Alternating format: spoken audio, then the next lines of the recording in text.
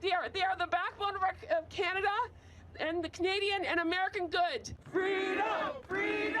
Protests like these come as convoys across the country are heading to Ottawa to oppose a vaccine mandate, which requires truckers traveling back and forth across the U.S. border to be immunized against COVID-19. Mess with truckers, they tend to, park their trucks in the middle of the highway. You think that we'll see any protests like that here? Oh, I would hope so, to be honest with you, because I think that protests are going to help. Yeah. It's going to make people take notice if they put their foot down and say, we're not going to take this. No, you know what? It's incredible. I do want to just say to the Americans,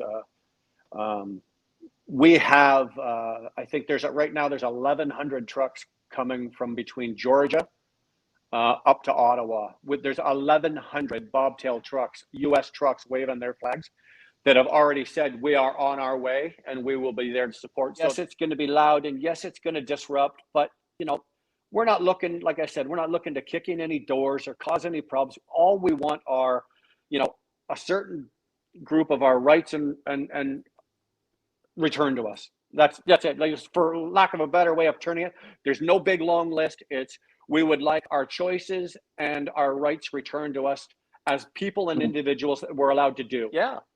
Are we doing it for everybody else? Absolutely.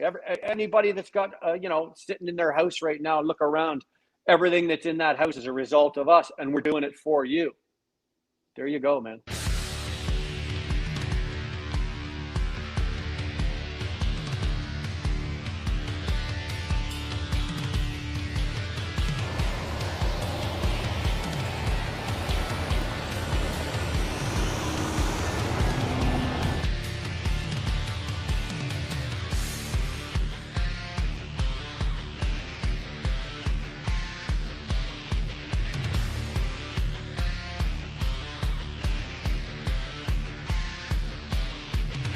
Hey, what's going on, y'all? Hey, how's it going? Pretty good, boys. What's going down here? We're just hanging out. I mean, there's a lot of stuff going on right now, so I'm just like, let's talk about this. I'm almost kind of the guy, just let's share it on the platform to let people know how we can help, because, anything that's happening right now in Canada, don't think it can't happen in America. So, we really need to really spread the word. And today we got Nevada Trucking and Trails. I mean, my man, we talked to him the other day, and he actually said, hey, I have a man here with a lot of information that can help. So, definitely check out my man, Nevada Trucking and Trails, on YouTube. We got, Wheel Burner Express. You have a YouTube channel as well, sir? I do. Yeah. Wheel Burner Express. Although you've probably seen me around on another channel. Trucking related. The Wheel Burner Express is my channel, and that's what we're broadcasting, and that's what we're doing on here today. A very important topic that's going on right now, and I think there's a lot of information out there that a lot of people might not know. So, Nevada, I mean, take it away, brother, and let us know what's going on, and let's share the information, and so that people can understand really what's going on over there in Canada. Okay, so first off, I just want to say thank you, Alex, for having me on the show. I've got a lot of respect for you. I'm also another YouTuber out here, and I've seen how you've shown respect for a lot of guys on this platform. So thank you very much. I was originally just going to do this on my channel, but I understand the significance of this, and you have a much bigger platform. So again, thank you so much for having us on today. Reached out to Brian over here at Wheel Burner Express, and he started telling me about this convoy going on in Canada. So it's called the Freedom Convoy 2022. And it's really, it struck a nerve with me once he started telling me some of the things that is going on in Canada as far as the vaccine mandates and what they're experiencing as our brothers and sisters driving up there. It's really a roadmap, I would say, to what could happen here in the States. And there are some similarities. So, I want to introduce Brian. We've been talking back and forth, getting this subject rolling, and we want to shine a light on what this is, what's going on in Canada. So, Brian, what's going on up there? Tell us a little bit about your channel as well, because I know you're a little bit smaller channel and new to this. Yeah, I've got the Wheel Burner Express running up here, Canadian channel. I'm out of Northern Ontario. Just a small little channel I started. I am already doing work with another channel. That's a larger channel, and I do work with them. I run, my truck runs for them as well. But this is something that I've got on the side because I can do things with my channel that say that other channel doesn't do or they're not interested in doing. So I kind of branched out and just started this little channel going, and it's slowly just creeping along. And basically, it's out here just for information, just for simple information, and just to keep an eye on certain aspects of the trucking industry that maybe call out some stuff or see some stuff that guys don't want to talk about or people don't want to look at, and that's all I'm doing. And then all of a sudden, I like your in-face approach on your channel. That's why I subscribe and I watch your videos. Well, I appreciate that. I appreciate that. Both you and Alex are really a good influence. I got to say thanks again, Alex, for letting us do this, man. We really appreciate this. Oh, no worries, brother. We probably wouldn't be getting a platform like this anywhere if it wasn't for you to step up and do this. So thanks, man. But again, like I said, the mandates in Canada, we are running things, or the government is running things a lot differently up here than, say, you are in the States. We don't have, let's say, the lack of a better term, we don't have the freedoms that you guys have. They are putting things in place and then they're trying to call them laws, right? And by doing that, you're now breaking the law. So when they're doing the mandates and they're doing certain things in different provinces have different rules, but we're going to talk mostly about what the federal government is, which would, federal government in Canada is the same as federal government. Then our provincial government would be like your state government. The federal government in Canada is trying to make it absolutely necessary for everybody to take the shot. Now, I'm not saying I don't take the shot. I do take the shot. If you take it, or you haven't, it makes no bearing on me. I don't care. You're my friend. If you got it, you're my friend. If you don't, Yeah, I respect you either way. You're a human being, and I will work with you. I'll work for you. It doesn't matter to me. But what they've done up here, and what they're I'm not saying they've done it completely, but they're trying to do, and which is why the whole idea of this convoy got started, was they're taking away our rights to choose. Now, that's a very powerful thing. It doesn't matter what country you're in. When you've got a right to choose what's best for you as a person or an individual, you in the United States, you've got your Constitution that lays out what you're entitled to, your protections, your liberties, and basically your choices. In this circumstance, what we're seeing is the alternative for you is, do you work or do you not work? And now it's not written like that, but ultimately, as we get further in this, because I'm not going to, me and Brian have talked about this, as we get further in this, you're going to see why that's so important, because this is an ultimatum. This is not, you get it or you don't get it. There isn't a choice. I mean, let's talk about Quebec, right? Sorry, I'm a little unfamiliar with the regions up there, but Quebec, and from me and you having a conversation and me doing a little bit of research on it, they're one of the first regions in the world that is actually going to tax you for not being vaccinated. You're just going to get what is it called? A health tax sent to you in the mail, a fine for not having vaccinated. That's going on right now. This is some of the stuff. They have a 10 p.m. curfew. I mean, it's borderline martial law what's going on in Canada. And we're seeing similar things here in the States. And what happens up north and what happens down here, I mean, it's sometimes flipped. It goes either way, but it's a roadmap for each place. Like New York, right? You're seeing kids getting thrown out of restaurants for not being vaccinated. You can't eat in public. They're forcing you to eat outside in the snow and the cold. Especially with my mom out here in Las Vegas at the casinos, the way it works is you go in off duty, so you're not getting paid. You have to come in, pay for the test, and if you miss one test, you're terminated. And if you're management, you are required to get the vaccine. So the stuff that's going on in Canada, just to write it off and say it's not happening in the States, is the wrong approach. And I think the whole purpose of this is to shine a light on what the Freedom Convoy is. So, I mean, Brian, you got the vaccine, right?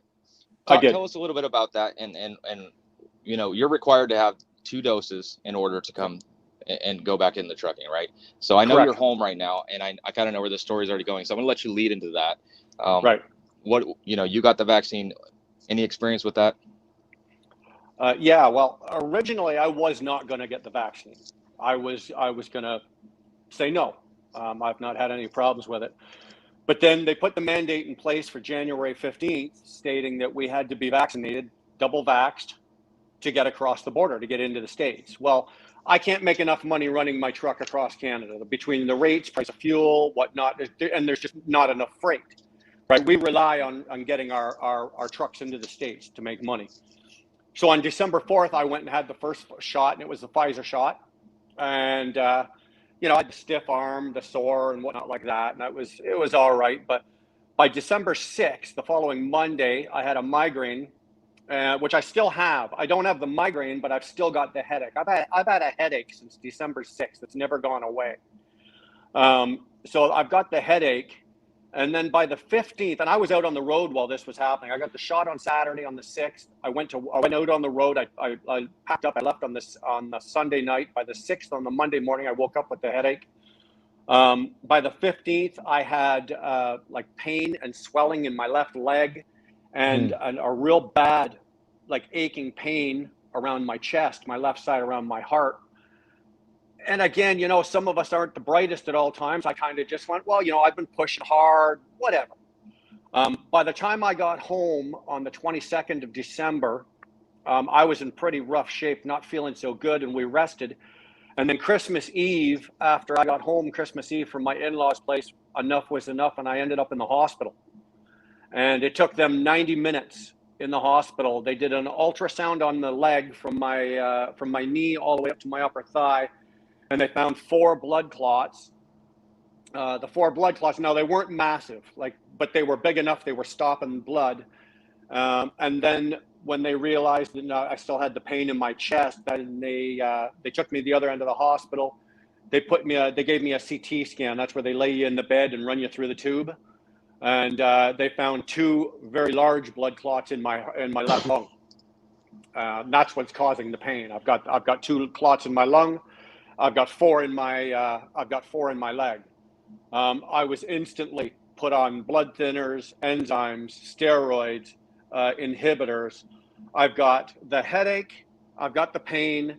I've got muscle and joint pain. Like I've got every bone, every joint that I've got anywhere in my body right now. Right now, for say, it's not too bad because again, I've been on the steroids now for a couple of weeks. That's helped. They've given me an inhibitor to take care of the tingling because I've got that tingling in my fingers and my toes. It's never gone away. Like I've still got it right now. All of these areas I've still got. All these problems, all these symptoms I've still got. They've just been able to medicate me to get it down to a manageable level where I'm able to work or I'm able to function. But I'm not able to go to work. I don't want people to misconstrue that we're saying that if you go get the vaccine that you're going to get these symptoms in any way. Okay, we're not saying that here. This is just what your experience was and what happened after you have got it. Okay, and we're not saying in any way that this is going to happen if you go get the vaccine. We're not advocating for or against it in any manner. Now, I'm not saying if you go get it, if you go get the shot, this is not going to. I'm not guaranteeing or saying that this is going to happen to you. This is strictly what happened to me. I took the shot. And on these dates, this happened, and this is where I'm sitting today. Right. You could go get the shot. I've got a dozen guys that I drive with that I've known for years, my age, older, younger. They've all had the double vaxxed, and they've not had as much as a sniffle. Now, with that being said, in order for you to fall in line with the mandate up there, you need to get a second shot. So you're faced with the decision now. Do you risk your life and get the second shot in order to work? I mean, how does that make you feel? Because you're kind of stuck with an option. Either you're either in a truck or you're not. And I mean, what are your options? Can you stay local and still work without having to get follow these mandates, or is it just going to be a trickle down to where you're going to be forced to get it? And with these side effects that you've experienced personally with your health, I think it's kind of putting you in a very dire situation, I'd say. I mean, it's not a choice anymore. This is an ultimatum. It's either you're going to be a truck driver or you're going to risk your life to get that second shot. And I think that's what's really troubling about your situation here. That's a really good word you use there, the word ultimatum, right? A choice is when you've got a choice to do this or a choice to do that. But when they say you've got a choice, you can either take the shot or don't take the shot. But if you don't take the shot, you can't do this. You're going to lose your life. That's not a choice. That's an ultimatum. And you nailed it right on there. My options are pretty limited right now. I'm off medically until at least the middle of February because I can't move anywhere. I can't drive with blood clots, right? It's just not the safe thing to do. So the 15th of February minimum, I'm out of the game. but I will, between now and then, my wife, we have to make a decision. Like, what am I going to do if I decide not to take that second shot? And I'll be honest to tell you, there's not a lot of things in this world that scare me, but right now, this is frightening me a little bit, because do I take this shot or not? If I take this shot and it gets worse for me, there's a chance of dying. There's a chance of serious medical problem. Do I want to gamble with this? I go to Vegas a couple times a year and I gamble, but I'm not gambling with my life, right? I'm not gambling with my livelihood. I'm not gambling for my family. I'm, it's not something I'm willing to do. And I think if it came down to it, could I work local? I can't work local up here and make the money that I need to make. Can I do that? No. Could I put a driver in my truck? Like, these are all options that we're exploring. I put a driver in my truck and maybe do something else, get another truck. And Ultimately, you're stuck with not being able to drive the truck. At the end of the day, Kyle, I can't work. Yeah. If I don't get the second shot, I can't work. And probably at the end of the day, I might end up having to sell the truck. Now, the ironic thing is I just bought the damn truck, right? I've only owned the truck for 3 months. I mean, if it came down to it, that's where I feel. That's where I stand on it. I'll walk away from driving a truck. Although this has done wonders in my life, I absolutely love trucking. I love everything about this industry, but I would walk away because I know I'd be fine. I would put food on my plate some other way. I would probably do the same thing. I will have to look at it, but I'm not gambling, not with this. And I do feel personally a little different convictions. I have not gotten the vaccine, and I do not plan to. And more so, it's about the comply thing. And I don't want to get too much into it, but it just it has to be a choice. When you take away the option, there's no, like, when you're mandating something like this, I just can't stand behind any of that. That takes away everything that's unalienable about being free. And Right. it really, and that's, the real concern here is what's going on up in Canada is going to trickle down into the United States.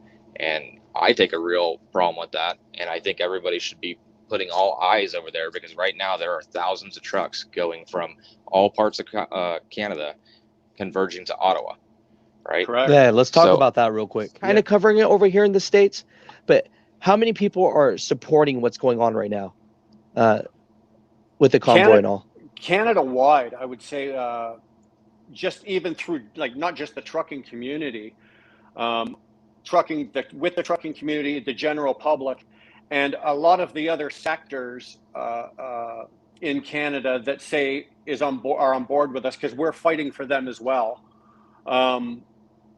It's huge. Alex, I can't give you a number. All I can give you are the estimates of how many trucks and people that they're expecting to arrive and at the final number in Ottawa.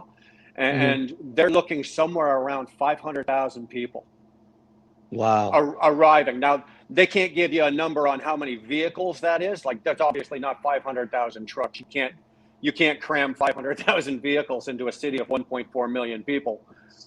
But you put 500, you're going to shut the city down. It's going to clog the whole city solid. Are you going to be there, Brian? Are you going to be there in Ottawa? You are? Absolutely. Yeah, I will be joining the convoy from the Toronto leg out of Toronto. And I will be riding with the convoy from Toronto all the way into Ottawa, to the final destination at Queen's Park, or up around Queen's Park, or around the Prime Minister's house, or wherever they figure they can get us into. But and you're going to be putting that on your channel over there, right? My channel will be to follow along. Up on you going into. You're going to be featuring some things on your channel in regards to this. So sure. Just want the convoy at the Toronto leg. We will have all the main convoy coming out of Vancouver that left yesterday will be running across the north. And then there will be a second leg coming from, say, the U.S. border, Windsor, Detroit, and from Sarnia, Port Huron, and they will be meeting in Toronto. I'll be joining the convoy in Toronto, and then from there, all of the legs will be joining from there and converging in Ottawa. And this is happening. This is happening this Thursday and Friday, right? The 29th. This is happening. Yeah. I'll be down in Toronto on Thursday. We leave Thursday at 1:00. We leave the city, and we will be in Ottawa I would, ballpark it. It's impossible to say you got to go through Toronto, you got to go through Kingston, but Yeah, they're because they're I hoping know the to guys be there by over. noon. I know the guys over in British Columbia, they took off yesterday, and They did. that's what caught my attention having a conversation with you and looking into it. I know that they started rolling from the West Coast east Yeah. yesterday. So people are already heading that way, but the set time is for the 29th at Yes. noon from what I've At noon. gathered. A real simple thing. It's a peaceful convoy. Let's just remember that. Okay, we're not going in there to kick indoors. We're not going in there to disrupt the public, although it is going to happen, and we need them to be patient.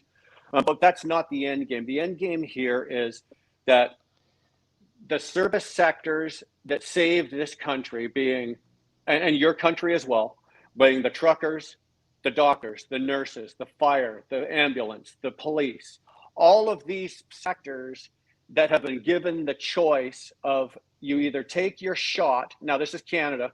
You take your shot or you are unemployed, because they've all been given the same ultimatum as we have. Now, some of them have said and walked, right? They took off. But most of them were basically browbeaten into getting their second shot, or they lost their jobs. People can't afford to lose their jobs. It's hard enough to get a damn job. And we talked about that a little bit, where you told me that there's other things that they're doing to try and push you with the Quebec, right?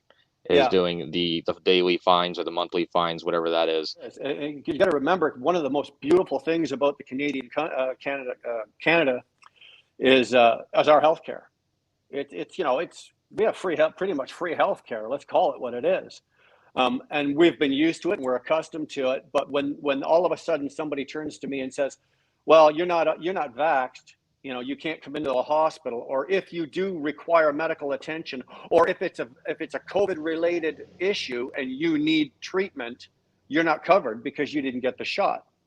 Well, that's a pretty big kick in the pills, boys. No, you know what? It's incredible. I do want to just say to the Americans, we have, I think right now there's 1,100 trucks coming from between Georgia up to Ottawa. There's 1,100 bobtail trucks, U.S. trucks waving their flags that have already said we are on our way and we will be there to support. So the American support for this is incredible. It's really good. And it's not just like that 1,100 trucks. There's another bunch of trucks I know that crossed over in Windsor yesterday that are sitting in sitting on the Canadian side right now, waiting for the convoy to catch up. And, the American support, because obviously the guys down there, you guys down there have seen what's going on. And usually, as I said to Kyle the other day, I said, usually it's the other way around. Whatever happens to you guys, because you're the bigger population, the bigger country, it's the trickle down effect and we catch it. But in this case here, it seems that what we're doing here and what's happening to us, you guys, eventually somewhere down the road, this is going to affect you with mandates, rules. Well, it's already going to start stressing our already It is. struggling transportation industry as it is. I mean, can you imagine all these drivers up here in Canada just stop taking freight up to Canada? I think so. There is also a GoFundMe that has raised over $3.5 million Canadian as of today to help provide fuel for the drivers. Yeah, so tell me exactly what the GoFundMe is for so that I could put the link down, because there are a lot of drivers in the States that want to help, but they're not quite sure what that's for exactly. Okay. And so I'll open that up, and then if you want to talk about what the government is doing with that, just so that people are aware of that as well. Sure. So there is also a GoFundMe for the 2022 Freedom Convoy. It's raised over $3.5 million Canadian to help provide fuel, hopefully food, for all the drivers that are participating in this convoy. And it was interesting, Brian, because you told me that there was something going on with it. It's still active and up right now, but me and you were talking something that is going on over there. Can you tell us a little bit about that? Sure. The GoFundMe page was set up, and it's with 100% transparency, right? There's no hidden, there's not one person in charge of it and doling out money, but it's designed, like Kyle said, to help drivers with fuel, repairs on the road, anything happens during the convoy, accommodations. We got guys going across this country on bobtail with a day cab, so it's helping them with hotels, accommodations, food, everything like that. It's about $3.5 million Canadian right now. They decided they want to try to label the convoy Now, this sounds ridiculous, but they're trying to label it as laws are in place to go in. You can grab those funds, right, and freeze those funds. So as it stands right now, the funds have been frozen. You can still donate to it. The funds have been frozen. Now they are. I sense that this is going to pass. I think this is something that it is going to pass. I do not think the government will be successful. GoFundMe has already said that, you know what, before they turn around and give any money to the government, they'll just turn around and give everybody their money back. Right. So they're being good. They're being very good about it. They're being very, very good about it. So, but yeah, that's the level of that they've kind of stooped to, right? Wow. Okay. This is, like I said, this is playing just hardball. This is just just strong arming. This is just a peaceful protest. Yes, it's big, and yes, it's going to be loud, and yes, it's going to disrupt. But we're not looking, like I said, we're not looking to kick in any doors or cause any problems. All we want are, a certain group of our rights and return to us. That's it. Like, for lack of a better way of turning it, there's no big long list. It's, we would like our choices and our rights returned to us as people and individuals that we're allowed to do. And we're not doing it just for the truckers. We just happen to be the biggest people, the largest amount of people out there that are able to do this. Right? There's not enough nurses to do something like this. There's not enough cops. There's not enough ambulance, but there are enough truckers. Gotcha. No. Strong. So that's why we're doing it. We're doing it for ourselves. Yeah. Are we doing it for everybody else? Absolutely. Anybody that's got, sitting in their house right now, look around. Everything that's in that house is a result of us, and we're doing it for you. There you go, man.